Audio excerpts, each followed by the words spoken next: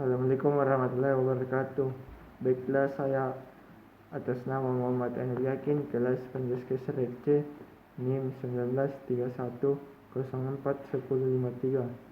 Baiklah, saya akan menjelaskan tentang rehabilitas.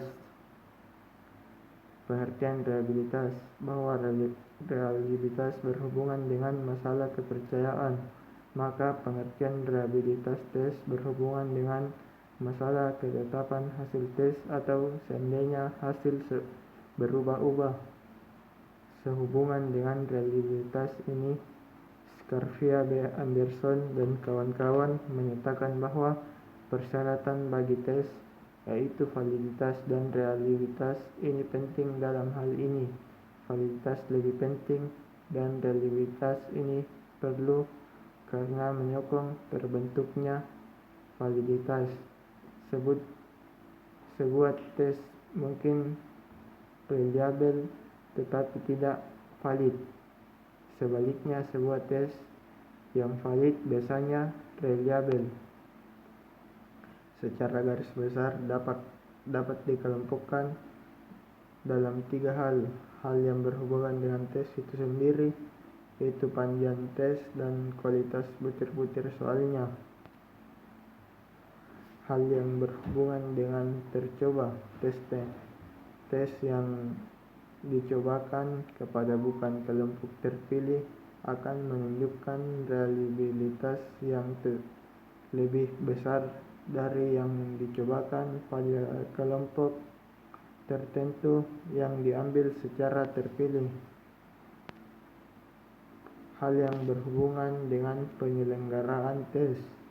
Sudah disebutkan bahwa faktor penyelenggaraan tes yang bersifat administratif sangat menentukan hasil tes. Cara mencari kebesaran reliabilitas. Sekali lagi, reliabilitas adalah ketetapan suatu tes apabila diteskan kepada subjek yang sama. Untuk mengetahui ketetapan ini dapat dasarnya dilihat kesejajaran hasil. Seperti halnya beberapa teknik juga menggunakan rumus korelasi produk momen untuk mengetahui validitas kesejajaran hasil rehabilitas tes. Kriterium yang digunakan untuk mengetahui ketetapan yang berada di luar tes dan pada tes itu sendiri. Metode bentuk paralel.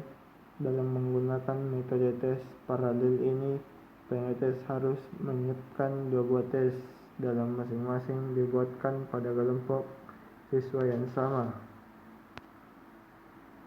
Metode tes ulang. Metode tes ulang dilakukan orang menghindari penyusunan 2 seri tes. Dalam menggunakan teknik atau metode ini, pengetes hanya memiliki 1 seri tes tetapi dicobakan 2 kali. Metode belah 2 atau split half. Kelemahan penggunaan metode 2 tes kali percobaan dan 1 tes 2 kali percobaan diatasi dengan metode ketiga ini, yaitu belah 2. Dalam menggunakan metode ini, pengetes hanya menggunakan sebuah tes yang dicobakan 1 kali. Pembelahan hanya memilih salah satu saja untuk selanjutnya dihitung dengan korelasi produk momen. Pembelahan ganjil genap, pembelahan awal akhir. Menghitung dengan korelasi produk momen. Pembelahan ganjil genap untuk mencari reliabilitas seluruh tes menggunakan rumusan Sperman-Brown. Rumusan telah dikemukakan tadi. Secara sederhana dapat dipahami bahwa varians adalah standar deviasi kuadrat. Dengan demikian, bagi peminat menghitung dengan kalkulator statik, varians ini diperoleh dengan menggunakan kuadritas variabel. Gunakan metode belah 2 adalah bahwa banyak item harus genap agar dapat dibelah menjadi syarat yang kedua item-item yang membentuk soal tes.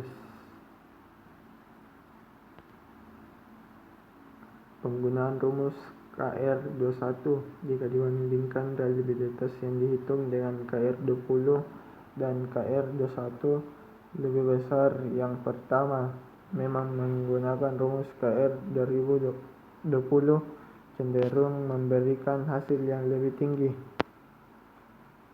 Penggunaan rumus HOYT masih ada satu cara lain yang ingin penulis ajukan dalam buku mencari reliabilitas, yaitu menggunakan rumus